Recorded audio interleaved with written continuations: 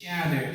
There he lies unconscious with blood falling down his forehead. The doors are totally bent in, and worse, gas is slowly leaking, and the car begins to catch fire. St. Paul, have you ever been on a journey in life when you were intending to go one way but ended up crashing? Many of us have been trying to be faithful on our Christian journey to God's word. Some have been praying daily. Others have been serving in their communities in loving ways, shining forth God's light, but yet have found ourselves overwhelmed in midnight. Yes. Many of us in this room have crashed into depression, crashed into anxiety, crashed into frustration, crashed into anger, crashed into bitterness, crashed into hopelessness. And God forbids, if the wrong person says the wrong thing to you, it is judgment day for them. It's often said that when life gives you lemons, you make lemonade. However, how do you make lemonade when life has failed to provide you the sugar and water to do so? Come on here. Life can't always be able to be turned into a positive. Sometimes life really just sucks. Amen. There's things many of you in this room have prayed about, but yet have come to pass. That relationship that you've been committed to is looking worse, and every other option is looking better. Your job conditions and your environment has been draining you more and more of every penny short. You have more bills than money at the end of the month, less social security and more insecurity. Your kids still have you up at night. Your grandkids have you worried about tomorrow. The country appears to be regressing more and more morally and culturally. But when life gives you lemons, I believe all you can do sometimes is accept that they're sour and bitter. Rather than trying to make a situation sweet, sometimes we need to confront and state the truth that our lives sometimes is sour. St. Paul, sometimes midnight is sour. Yeah. Well, midnight isn't exactly night or day, but midnight is unclear. Midnight is unknown. Midnight keeps you up at night worrying about the possibility of morning. Midnight is time, but it is unscheduled. Midnight, if anything, brings our shadows to light. The reason being because in midnight, the very thoughts we try to avoid reappears. The habits and behaviors we thought we changed suddenly comes back. The group of people who we said we have forgiven somehow reopens the wound. I'm talking about midnight, St. Paul, not knowing if some and the same ones who've been smiling in your face are the very ones plotting against you and hoping for your downfall. Yeah. When it seems that you've been taking steps forward, but yet end up in the same place that you begun. When every attempt has come back denied, when every opportunity gets less and less, midnight is sour. Midnight gives you lemons, and all you can do is accept that it is sour and bitter. But this is the gift of the Psalms to us, for I love the Psalms because they've always given us our humanity. The Psalms allow us to be human. The Psalms make space for emotions and questions, observations and interrogation, accountability and anger, wrestle and worship, protest and praise. The Psalm reminds us that all songs have a rhythm, but all rhythms don't move to the same beat. Our text this morning follows this pattern of thought, though theologians and commentators go back and forth on whether King David wrote the psalm or whether it was for the dedication of the temple under Solomon. What they do all agree on, however, is it's a psalm of praise and thanksgiving. Yeah. I know we often don't like talking about praise too often these days. To be honest, I will argue, I believe we have dumbed down praise in church simply to a moment. We only think about praise in the praise and worship segment of service, for often we wait until Sunday mornings, week after week, before we tell God thank you. Then we don't want to sing until the praise team or the choir gets up and sings. Then there's others of us who don't even participate because we think it's our moment to be entertained. Then there's another group of us who don't participate because ain't nobody going to tell me when to put my hands up. Nobody's going to tell me when to stand up. Nobody's going to tell me how to wave my hands. Preaching hard. When I get to yours. Nobody's going to tell me when to tell God thank you. Nobody's going to tell me how to spin and how to move and how to dance. Nobody is going to tell me how to praise my God. If that's not it, then there's another group of us who get mad because the musicians are playing too loud. Then if that's not the case, there's another group of us that we don't like the songs that the team is singing. And then if that's not it, some of us believe that praise and worship is simply too long. But my question for you is, why are you waiting for praise and worship when God has given you a song of your own? Woo! Waiting for a song to be heard, waiting for the music to be played, waiting for praise to be offered, but yet God has given you a song about what you have been through. God has given you a song about what you have come over. God has given you a song to sing praise unto his name. For to live is to praise, and praise is to live. I heard the psalmist say, I was glad when they said unto me, let us go into the house of the Lord. I also heard the psalmist said, enter his gates into thanksgiving, enter his courts with praise. Praise and thanksgiving is our way of living. But you may be asking, what does praise and thanksgiving in this psalm, preacher, has to do with midnight? I'm glad you asked, St. Paul. You asked such lovely questions. The truth is, this passage actually doesn't deal with midnight. However, if we're going to make it through the midnight of our lives, I believe we first must recall the weeping nights we've come through. For you see, you can't experience the break of day without waiting in midnight. And you don't get to wait in midnight until you come through some nights. In other words, we're reminded that nothing lasts forever. All throughout Psalm 30, the psalmist makes us aware of different periods and moments in life, again, showing us that life is cyclical. Life moves in different periods and moments. Again, that life has rhythms during each moment of our lives, but we must find out what is the dance that we are moving to. How do you know this, preacher? Well, let's look at verse 5. It tells us the phrase, weeping may endure for a night, but joy comes in the morning. However, I don't know if you found this too, Rev, but the phrase may endure doesn't just speak to holding on and going through and holding on to the struggle and going through the pain. Rather, may endure in Hebrew paints the image of someone lodging in to stay somewhere to pass the night. In other words, if I had to put it in the D-Dub translation, it would simply read, weeping might check in for the night, but will check out by the morning. Here is where I want to help somebody, because for some of us, we have ended up turning weeping nights from sleepovers into having weeping as a roommate. What this is supposed to mean is that it's only supposed to be a moment, but however, we end up turning weeping into a lifetime. Have your weeping moment. Let your tears flow. Let the pain be felt. Allow the grief to be heard, but don't allow weeping to outstay its welcome and become a resident where it was only supposed to check in for the night.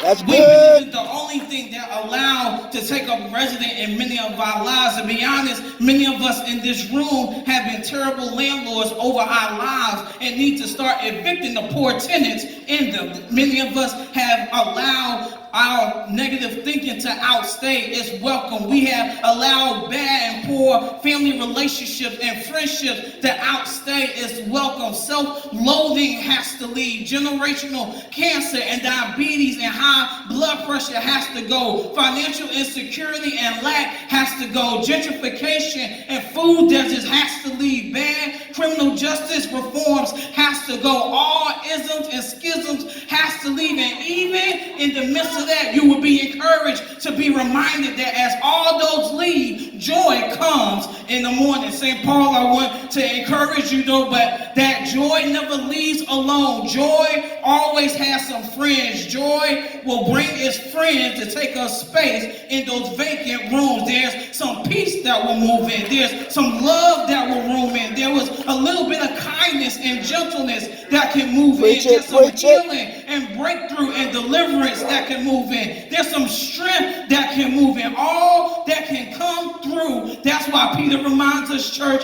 that after you suffer a little while, the God of all grace, who has called you to his eternal glory in Christ, will himself restore you, will himself confirm you, will himself strengthen you, will himself establish you. Weeping may endure for the night, but midnight cannot last forever. Secondly, praise and thanksgiving helps to remind us that midnight can only be passed through in community. Majority of theologians and commentators find this to be true based upon verse 4. The psalmist calls for the community of saints to join in with him or her in praise. Verse 4 tells us they are to sing praises to the Lord and give thanks to his holy name. In other words, don't allow me to sing and praise and dance by myself. Don't allow me to give thanks to God for what he's done in my life by myself. The psalmist lets us know this because he paints the picture in verse 2 and 3 and 8 through 9, telling us how they were facing the lows, how they were almost down in the pit, how they faced grave and death-like systems, how they were almost in their lowest point, and even to the point that they had to cry out. If I could pause right there, I think it is important because some of us can't experience healing because we don't want to cry out. Some of us don't want to cry out because we don't want to look a certain way. Some of us don't want to cry out because we want to keep a certain facade. Some of us don't want to cry out because we don't want people in our business. Some of us don't cry out simply because we like to be quiet and keep things to ourselves. But what the scripture helps us to see is that if we're going to experience healing, somebody has to cry out. It is only because the psalmist cried out that they were able to be healed. It was only because the psalmist cried out that they were able to experience deliverance. It is only because the psalmist cried out that God was able to move on their behalf.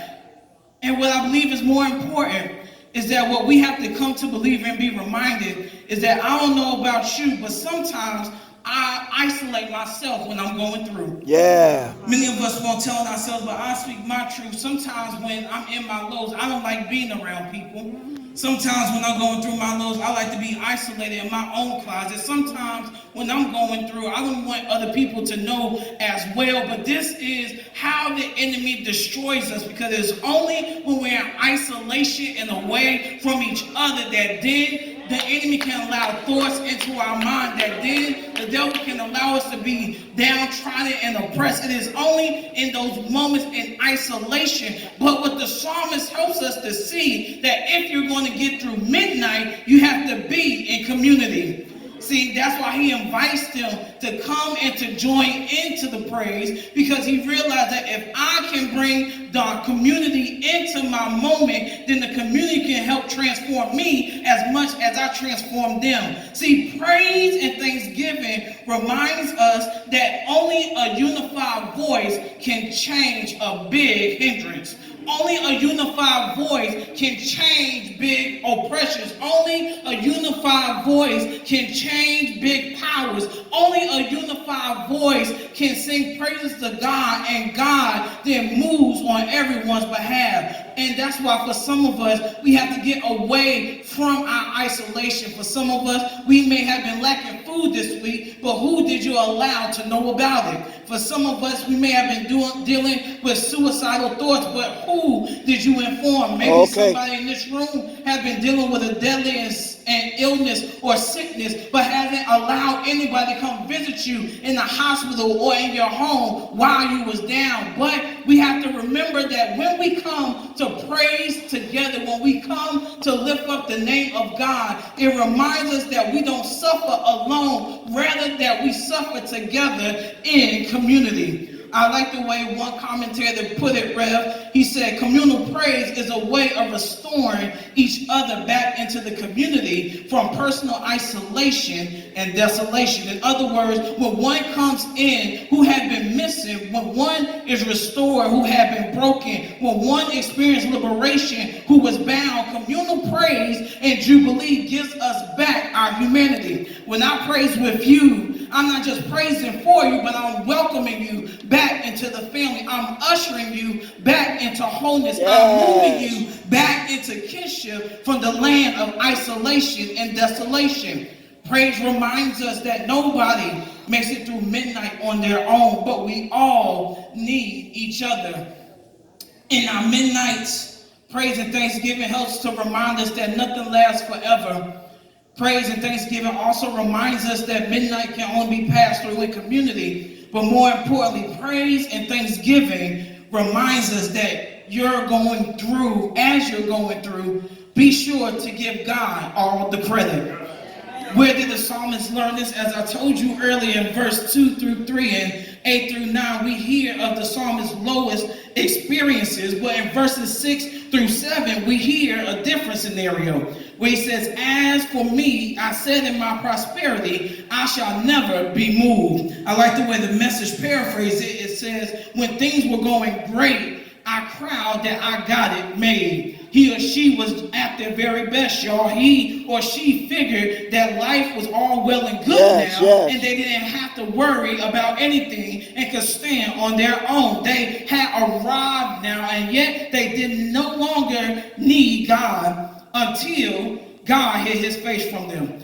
But from this, the psalmist's experience led them to see that God is their helper in every experience of life. God is their helper in the good and the bad. God is their helper in life's worst and life's best. As one commentator said, the psalmist's deliverance is not so much from physical sickness to physical health as it is a deadly misunderstanding of human security to a lively awareness of God's presence in all of life. As for some of us, we can relate to this because we have felt that once we had the money, the car, the right pay, finally got the opportunity, dollar bills, y'all. We got the degrees and we felt that we didn't need God anymore. We felt that we had arrived. We felt that we didn't have to depend on nobody. We felt that we could get away from the hood. We felt that we could live in the burbs. But then we realized how much we really needed God as we were going through midnight. And for some of us, we realized that in our midnight, that it is only for us to give God praise, not when things are bad, to give us hope and assurance, not to give God praise when things is all good, but rather give God the credit at all times, simply because God is our God, simply because praise is the way to be human. Praise and thanksgiving is not on our own, but it's because we realize we can't make it without God. Praise and giving thanks to God is because God is the only one that can sustain us. Praise and giving thanks to God because only God alone can deliver us. Give praise and thanks to God because only God can heal us. Give praise and thanks to God because God is the only one that can lift us. Give praise and thanks to God.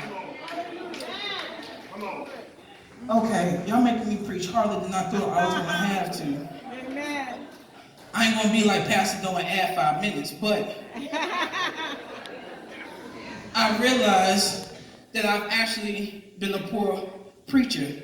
I was trying to realize and figure out why you guys haven't caught on to the praise and thanksgiving yet, if you really know how good God has been. I'm trying to figure out why many of us in this room aren't moving, and I get it because some of you feel like it doesn't take all that. I don't have to stand. I don't have to praise. But then I realized also some of you probably in this room and can't get the moment because you're probably trying to figure out from earlier what happened to the young man that was in the crash. You was probably trying to figure out what happened to them. Did he make it out alive? Did he have someone come help them? Did he die? Or did the car blow up? Or what happened to the young man? I believe the reason why you haven't caught on is because you're still trying to find out the conclusion to the end of the story. Well, let me tell you that what happened was he woke up early the next day, and he himself found himself in the hospital, and his friends and family found out the news and had rushed down, and he had told them